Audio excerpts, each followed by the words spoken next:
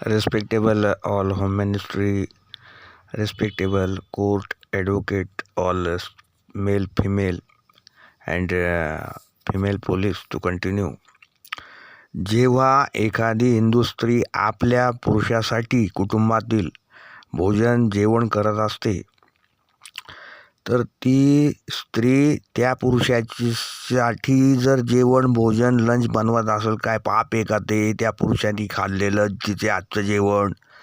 तर ती स्त्री, हिंदू स्त्री, रात्रीच्या वेळेस पुरुषाबरोबर झोपत असेल रोज, तर ते दोघं जे काय करतात रात्रभर, ते काय पाप आहे का? बेडवर, त्यांच्या बिछाण्यावर, या संबंधी त्यांच्यावर जे काही दूर जवळून बंदुका रोखलेल्या आहेत आणि स्त्री पुरुषांवर बेडवर कमरेखालील भागात गोळ्या घातलेल्या आहेत, जिथून आपण नित्यनेमिक प्रातर्विधी किंवा तत्संबंधित मलमूत्सर्ग करत असतो.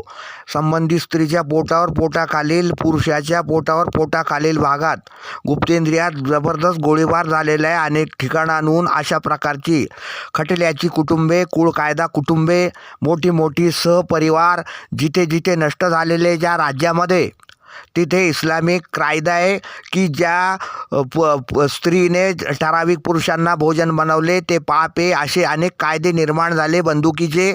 तसेच ती स्त्री किंवा तरुणी मुलगी कुठल्याही पुरुषाबरोबर, हिंदू स्त्री, तरुणी मुलगी, त्या कोणत्याही हिंदू स्त्री पुरुषांबरोबर झोपल्यास संबंधित ती पापी ठरते त्या बिछाण्यावर. असे पापाचे अनेक कायदे, हजारो लाखो कायदे निर्माण झालेले आहेत.